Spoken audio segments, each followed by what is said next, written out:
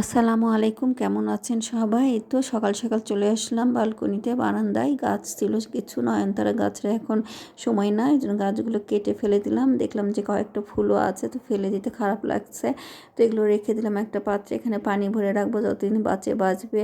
আর ফুল মানে তো সৌন্দর্য, ফেলে দিতে খারাপ লাগে, রেখে দিই না কেন। আর এই তো চলে আসলাম রান্নাঘরে, ফুলকপি কেটে নিয়েছি, ফুলকপি আলু দিয়ে ভাজি করবো। আর একদিকে তরকারি উঠে দিচ্ছি ট্যাংরা মাছের। আর ট্যাংরা মাছ আমরা ঘরে কেউ খাই না, ওই জন্য অল্প করে রান্না করলাম। খালি ভাত দিয়ে দেবো, মানে টিফিন দিয়ে দেবো আপনাদের ভাইয়াকে। আর একটু সিম কেটে দিয়ে মেখে দিছি, তারপর পালং শাক দিলাম। এদিকে ফুলকপি আলু ভাজি করে নিচ্ছে, আর আটা সিদ্ধ করে নিচ্ছি, রুটি বানিয়ে নিব।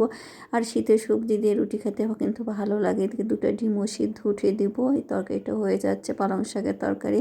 আর ট্যাংরা মাছ যেহেতু আমরা খাই না, এই জন্য অল্প কিছু রান্না করলাম। আর ডিম সিদ্ধ হয়ে গেছে, আর রুটি ভেজে নিলে আমরা নাস্তা করে ফেলবো, গরম গরম খাবার। আর এই তো রুটি বানিয়ে নিচ্ছি। আর সকালবেলা খুব তাড়াহুড়া হয়, মানে একদিকে তরকারি, একদিকে ভাজি, একদিকে রুটি, আবার সেজে দেওয়া আছে। আর স্কুল থাকলে তো, যখন ওরা ছোট ছিল 3জন মিলে স্কুলে যেত, খুব তাড়াহুড়া ফাস্ট, মানে কী যে অবস্থা যেত। এই জন্য আমার 12 মাসের মধ্যে এক মাসটা আমার খুব পছন্দ। সেটা কি মাস বলেন তো? রমজান মাস।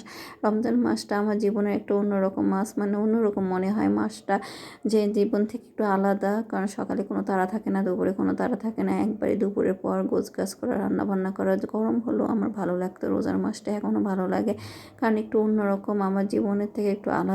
সকাল থেকে যা শুরু করি, শুধু শুক্র শনি বাদে প্রত্যেকটা দিনে আমার একই নিয়মে চলে। কিছু কিছু দিন হয়তো যখন খাবার নাই না, কিংবা অফিস বন্ধ থাকে, কিংবা অন্য সময়তে বেগুনটা আমি ভাতের উপর রাইস কুকারে দিয়ে দিছি, খুব সুন্দর সিদ্ধ হয়েছে, চামড়াটা উঠে যাচ্ছে। আর শীতের বেগুন ভর্তা কিন্তু দারুণ লাগে খেতে।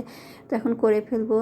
কাঁচামরিচ দিতে চাইছিলাম, কিন্তু দিব না, কাঁচামরিচের একদম ঝাল নাই, তো শুকনো মরিচটা দিয়ে একটু পেঁয়াজ দিয়ে শুধু হালকাভাবে ভর্তা করব। সবজির ভর্তা কিন্তু একটু মিষ্টি মিষ্টি হলেই ভালো লাগে, সরিষার তেল লবণ দিয়ে।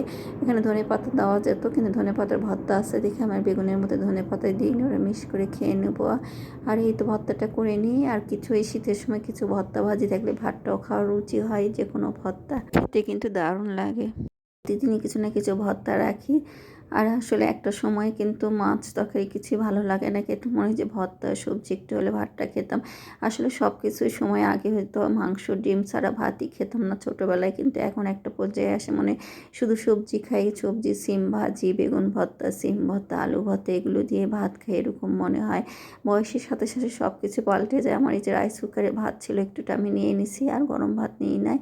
তো এই তো এগুলো দিয়ে আমরা খেয়ে নেব। মুরগির মাংসটাও রান্না করছিলাম, তো একটু ছোলাটা ছিল, কালকে রান্না করে রাখছি বক্সে ভরে। তো আমি অল্প অল্প করে এইভাবে একটু তেল দিয়ে গরম করে নেব, কিন্তু আমার ছোটোটা ছোলা দিলে তার গায়ে জ্বর আসে, ওই নুডলস করে খাবে। এই তো আমরা এখন বিকালে নাস্তা করে নিই।